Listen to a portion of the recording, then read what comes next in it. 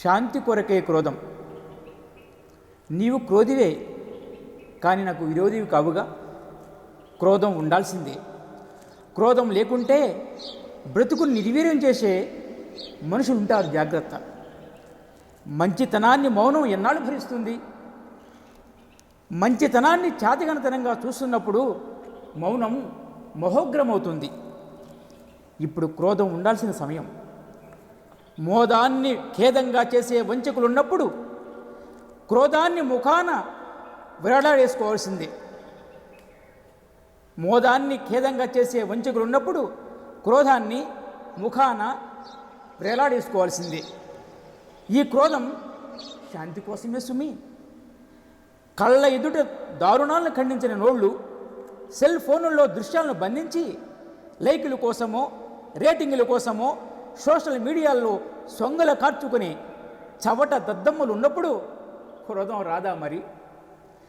రాజకీయాలకు మతాల కొంపు అద్దుకొని మతవాదాన్ని రెచ్చగొడుతూ సమైక్యవాదాన్ని ఖూని చేసే ఇచ్చగొండులున్నప్పుడు క్రోధం రాక మరేమొస్తుంది?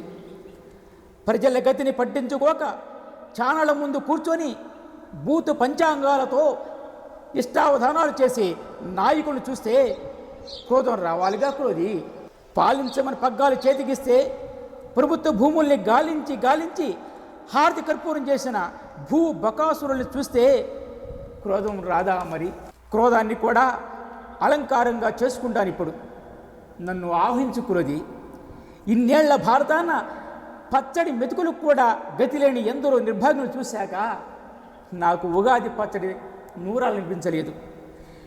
వంచిన దారాలకు అబద్ధ తోరణాలు కట్టి విషపు నవ్వులతో నిన్ను ఆహ్వానించేవారిని చూశాక నా ఇంటికి ఏ తోరణమో కట్టాలనిపించలేదు. నా హృదయ ద్వారానికి నీకై ప్రేమ తోరణాలు కట్టుకున్నాను. నాలోకి వచ్చే క్రోధి నాదిగా చెప్పుకోవడానికి ఓ ఉగాది.